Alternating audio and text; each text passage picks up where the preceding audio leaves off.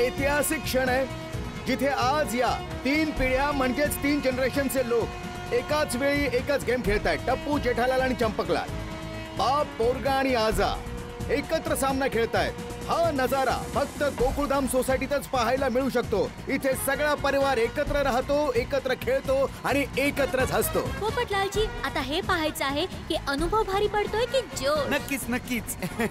आसिफ भाऊ, तुम्हाला काय वाटतं, जेठालाल आणि बापूजींची जोडी काय कमाल दाखवेल?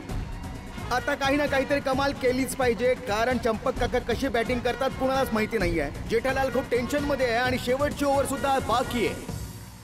टप्पू, ऑल टीम मेंबर्स, कम कम कम फास्ट. या या. येस काय कॅप्टन. झालं? काय बोलायचंय? हे काय, दोन्ही टीम्स आपापसात चर्चा करतायत. मेहताचे मारथीनो आणि टप्पू, तुला माहितीये मी तुला आतापर्यंत बॉलिंग का नाही दिली? का मेहता अंकल? कारण मला हीच संधी आणि क्षण साधायचा होता टप्पू. हाच तो क्षण आणि संधी आहे जिथे तुला तुझं कौशल्य दाखवायचं. तुझ्या बॉलिंगच्या करामतीने तुला आपल्याला जिंकवायचं. या GPL 3च्या आजच्या विजयाची सगळी जबाबदारी आता तुझ्यावर आणि तुझ्या या बॉलिंग स्किलवर आहे टप्पू.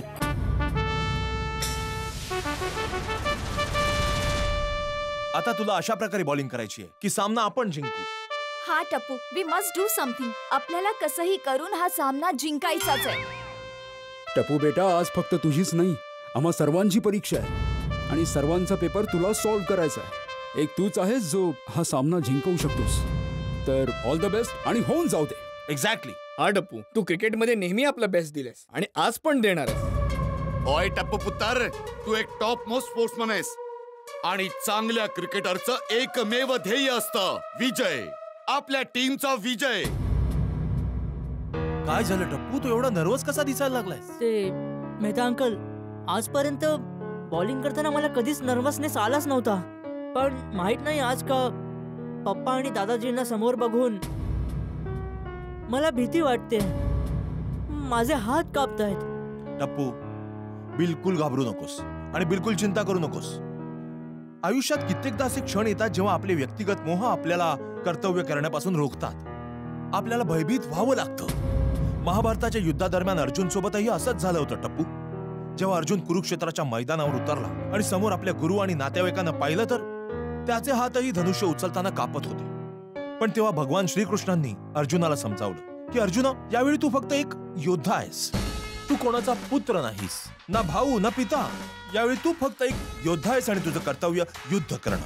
यावेळी बस आपलं कर्म कर आणि फळाची अपेक्षा करू नकोस. कर्मण्येवाधिकारस्य मा फलेषु कदाचन.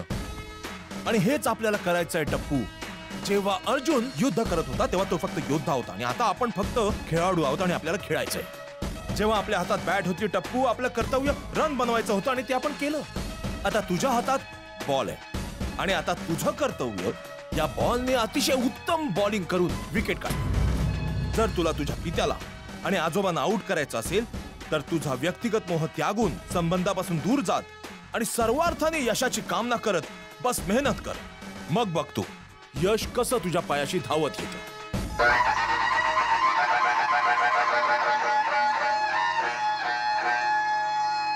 तुम्ही चिंता करू नका बापूजी, तुमचा आशीर्वाद माझ्या सोबत आहे.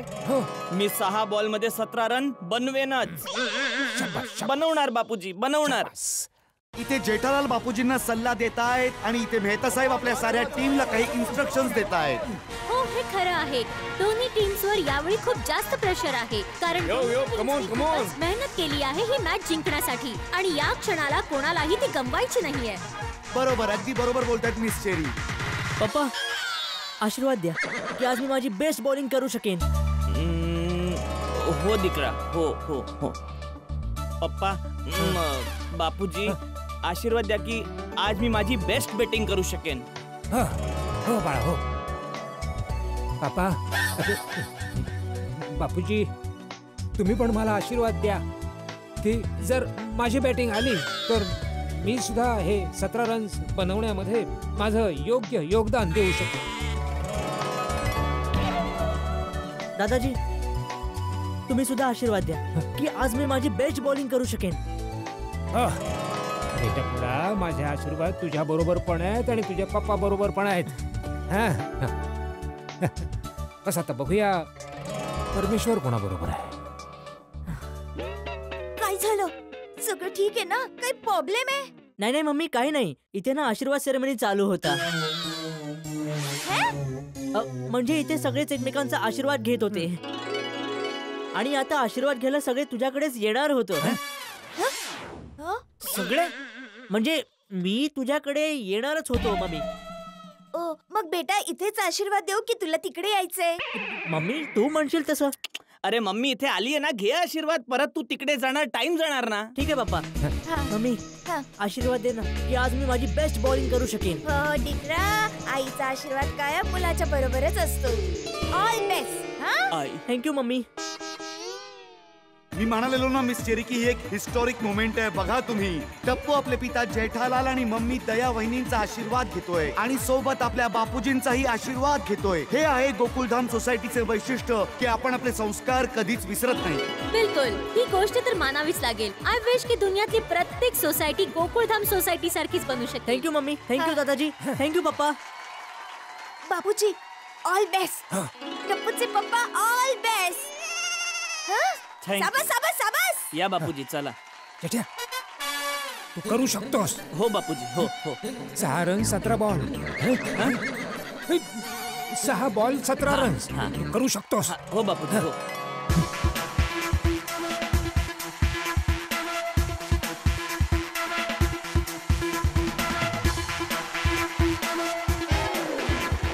कमॉन मेहताचे महारथी. कमॉन जेठाचे जाबाज. कमॉन. व्हेरी गुड मेहताचे महारथी.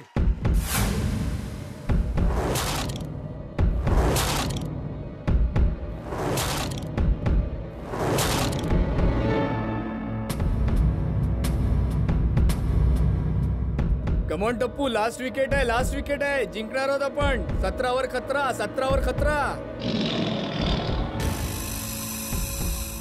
आणि टप्पू आपल्या ओव्हरचा पहिला बॉल टाकायला तयार आहे आणि समोर स्ट्राइक वर आहेत जेठाजी.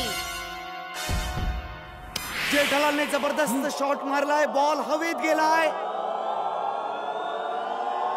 आणि हा 6.